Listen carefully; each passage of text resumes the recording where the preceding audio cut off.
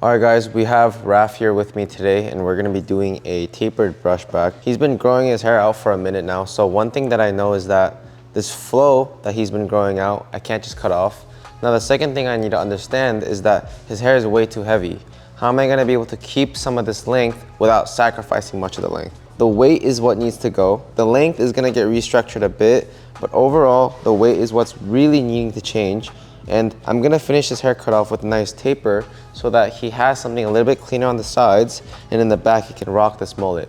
Right now, it's growing out more like a wolf cut, right? Something way too long. And we're gonna restructure this into more of a modern mullet that he has been trying to grow out to. And I also noticed in the back here, there's just way too much weight sitting in the crown, in the nape, and also in this corner area. So we're gonna restructure all of this to a nicer, longer haircut. And with that being said, let's get into the breakdown. So the first thing that I noticed, right, is he has a very, very round head shape. Notice how it doesn't dip too crazy. It's like I'm surfing, like it's very, very soft and round, meaning he has a pretty round head on top. That's a very good head shape to put any shape into. Same thing with the corners, the dip is not too crazy. He just has a very round head. He's someone that if you were to do a buzz cut, he'd probably have a perfect head shape. Now in the back too, I noticed the same exact thing. Did you notice that about his head shape? It's very round everywhere.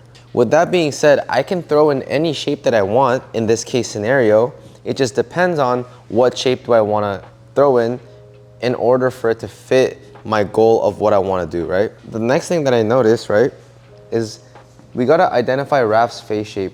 What is going to look best with how it's going to sit from the front? Now, remember what I said? We identify the face shape. So the first thing that I notice is he has a slimmer face shape, right? Raf has a slimmer face shape. But the next thing that I notice is that Raf has a very boxy hairline as well. He has a great hairline. So because he has a great hairline and a slimmer face shape, something a little bit stronger in the corners is gonna make this haircut look more masculine. Something a little bit more softer in the corners is gonna make this haircut a little bit more feminine, because we're gonna be ruining the structure from his jawline. So imagine this sat soft, it would bring down his facial features. If I had a little bit more strength towards the corners, it would bring his facial features out a little bit more and make his jawline pop out. So in this case, because I do wanna go for more of a masculine look, I'm gonna go with the square shape on top. When sectioning hair, right, especially for the type of texture that I'm working with, I have to understand one thing. I have to understand the simple fact that because he's trying to go in for a nice lived-in natural look, even from the intention of me sectioning it, has to be very natural and lived in. I can't start forcing stuff around and start forcing, you know, certain sections, because that's just gonna allow the hairline to be forced, right? So I'm gonna comb this back, right? I'm gonna comb his hair back, and without splitting it, right, in a certain area, I'm just gonna comb it back, and I'm just gonna start tapping. And as I tap, I'm gonna notice that some hairs wanna go this way, and some hairs wanna go that way naturally. As you do that, you're gonna be able to find a natural part in how his middle part lays. Now from there, it's very simple. The rule is the same. I'm gonna go from this side, I'm gonna find the cowlick from top, and I'm gonna go right behind the ear. We're gonna split that. Now, next section that I'm gonna grab is I need to read the roundness of the head in the back to the corner of his hairline. So same thing, boom, read the roundness, and draw it to the corner.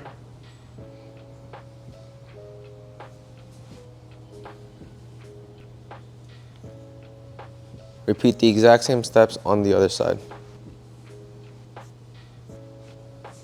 Okay, so we're isolating just the top here in two different sections because he's going to be rocking a middle part. I'm gonna draw a diagonal section back to the natural fall of his hairline. So because a taper is gonna sit here, I also have to imagine where this weight line is gonna exist. Because how many times have we tried to blend clipper work into scissor work and it looks super disconnected and ugly, right? We're gonna grab that guide, and instead of just cutting it with no intention, let's just think about where the debulk is gonna sit. So the debulk is probably gonna sit right around here with a 2 or 3 guard, right? I'm gonna grab the guide right around there, boom. Even though it's a diagonal section, the cutting line is gonna be closer to a square. Boom, there's my line.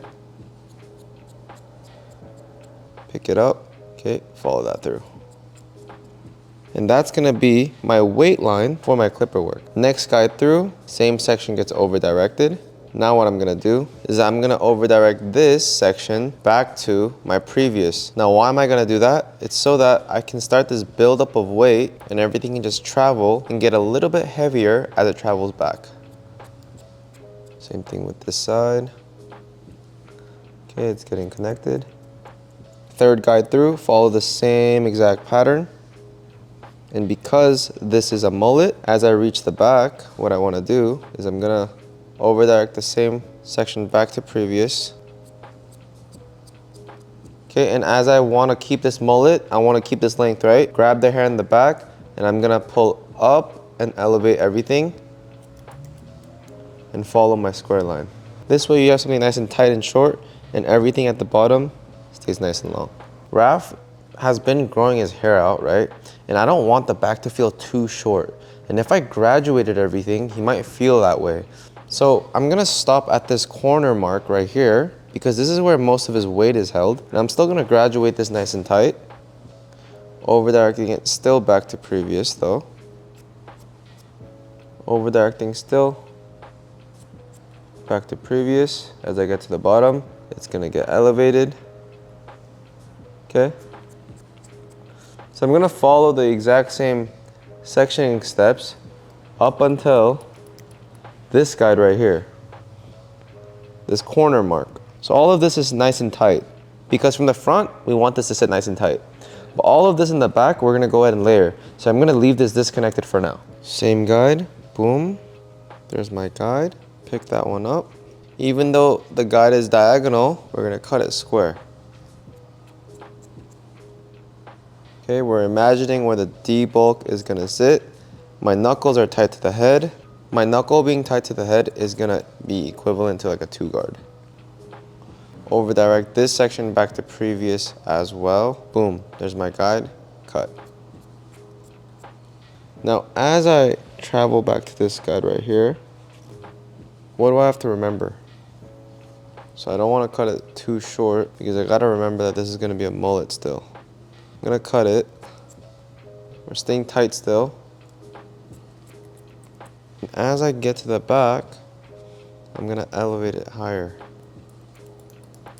We're gonna stop at this point because this is the transitional zone from the mullet, so we don't wanna sacrifice too much weight of the back here. And we stop there and leave this all disconnected. Now we're gonna start in the back now. Now, the back needs some work, but doesn't need a lot of work. Reason being, the back is already laying very nicely, but there's too much weight in this area right here, the middle. So I'm gonna go ahead and grab a vertical section straight down. And the reason why the middle is so heavy is because his bone right here tends to dip out. So because all of this weight sucks in, this weight will poof out. So what I need to do now with Raf's haircut is remove some weight in the back, only in the right areas. Okay, so we're gonna pull that back and I'm gonna pull this out. And what I'm gonna do here is I'm gonna leave most of that length. And from here, I'm gonna create a square cutting line. Square so that the middle can lose that weight.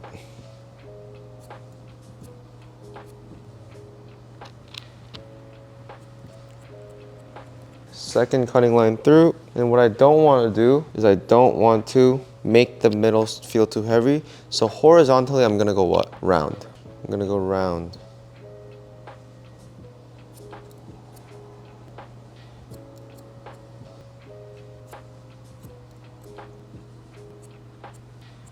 And towards the corners, I'm gonna over direct this slightly back to the middle because I do want to keep some of this weight in the corners as his wings. So I don't want to go too tight here. Starting from the second section, I'm gonna over direct slightly back to previous. So we're going round first 2 sections, and then we're gonna keep it square towards the end. Okay, so we're creating softness in the middle, but we're building up some of that weight back as we reach the corner. In this very last section, there's probably not much left to cut because we graduated a lot of this. So we're just gonna push, and same thing guys, we're gonna push and cut whatever's left.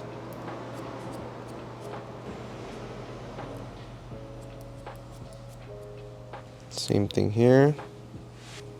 This guide, we're gonna keep it what? Round. So we're cutting on base.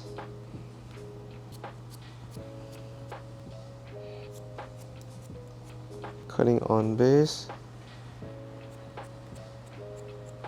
And as I reach this corner, what's gonna happen? I'm gonna over direct this slightly back to previous. So the corners are gonna get cut less than the middle because I want there to be a lot of softness and movement in the middle, but I still want a little bit of weight towards the corners. So this is like a visual cutting process. And whatever's left on this side, which there's not gonna be a lot of, just cut it off. Okay, now we have this mullet with not much weight, and everything's just sitting a lot lighter. Now, one thing that I know about the top too is that I don't want to sacrifice too much of this length, but I do want to trim up a little bit. So what I'm going to do is I'm going to peel this back. And the first section that I'm going to take at the top is a vertical line straight down the middle. Okay. And we're going to be able to see something called a disconnection, disconnecting in length. Okay, you see that? Once again, we're dealing with short to long. So from the longest point of this triangle, which is right here, we're gonna point cut. And I'm gonna remove some of this weight, because right now his hair is way too long. And I'm gonna keep the line square. Why do I wanna keep the line square, and why is that so crucial? Number one, I wanna keep some length in the front. So by going square, I'm allowed to have some weight in the front. Second thing that's gonna allow me to do is it's gonna be able to really remove that weight in the middle while keeping the length in the crown and in the fringe, which is exactly what I need. A square shape, one more time, is gonna remove the weight through the middle, but it's gonna keep the weight in the corners, which is the fringe and the crown for me. And those are the two areas that I really wanna focus on. Okay, so we're gonna do the same thing. Now this section is gonna get over directed back to previous, meaning we're gonna have a square shape from the front.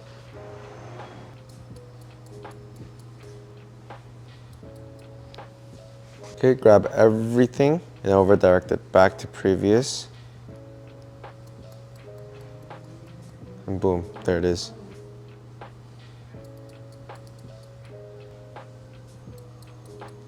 We're gonna be doing the same thing on this left side here, pulling back a section, working 2 sections at a time, just so that I can check my over direction, okay?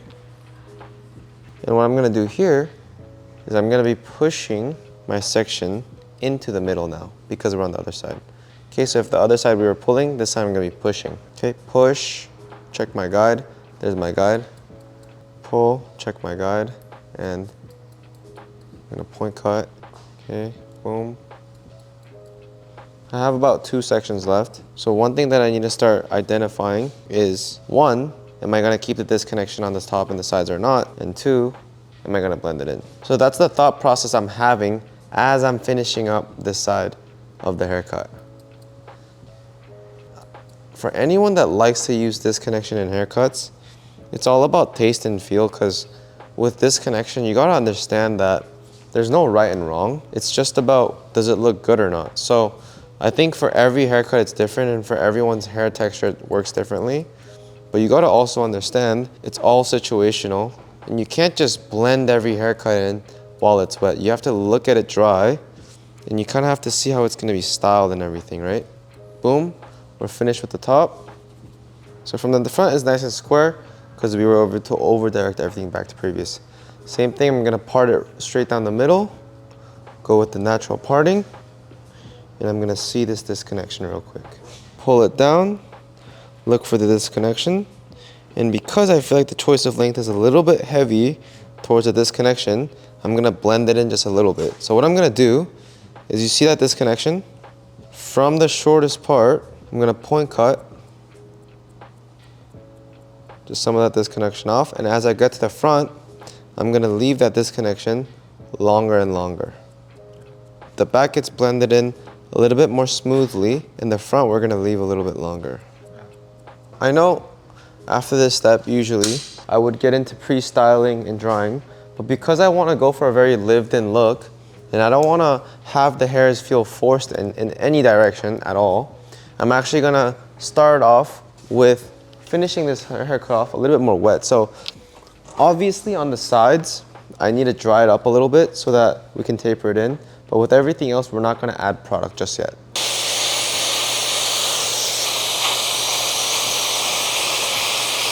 Three guard comes on and it's closed. Watch what happens here. Okay, so now we see that weight line created with our shear work. Three guard goes on.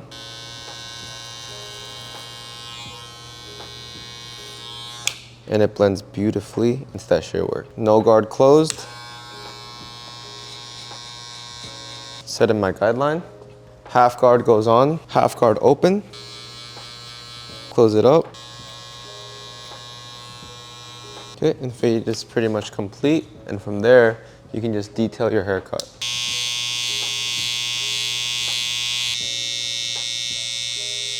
Okay, same thing on the other side.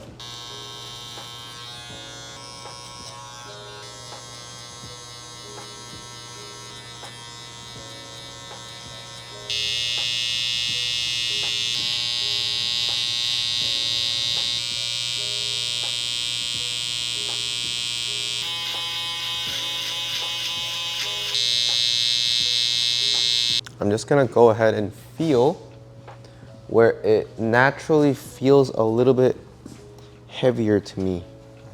So in my opinion, these corners feel a little bit too heavy. So all I'm gonna do is I'm gonna grab the hair, and I don't wanna do too much, is I'm gonna pick this up and I'm gonna slice into the hair. The reason why I wanna do this is because his curl pattern naturally goes this way, and I don't wanna soften it with adding texture.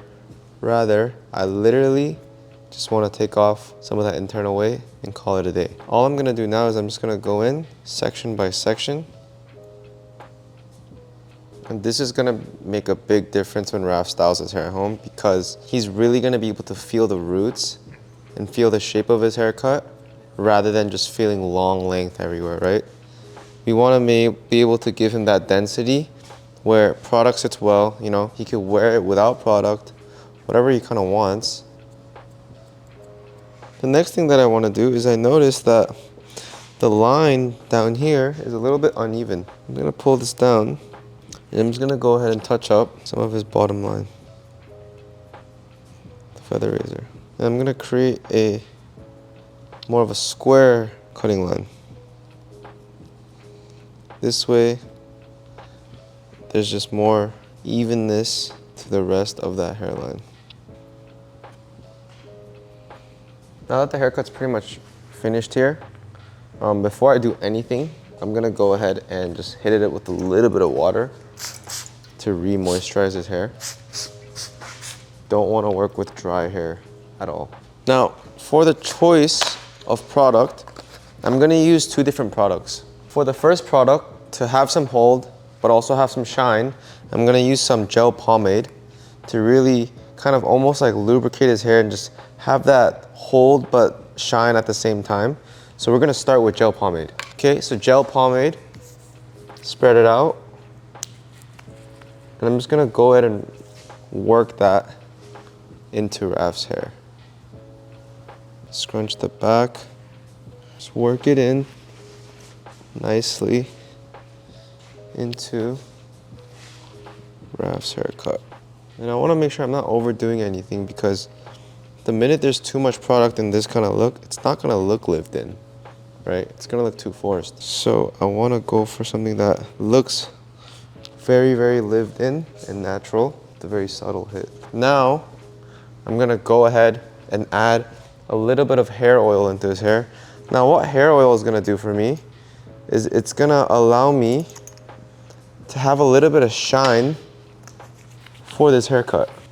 Add a little bit of hair oil, and this is gonna give me like that very, very shiny silhouette that we're looking for within this haircut. So the goal is to have everything sit very naturally and very lived in.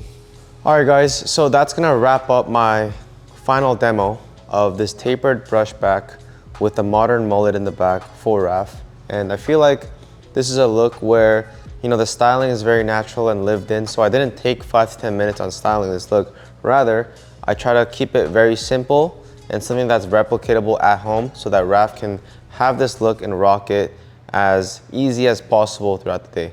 But with that being said, we're gonna go ahead and show you guys the after, but I hope you guys enjoyed this tutorial and I'll see you guys next week.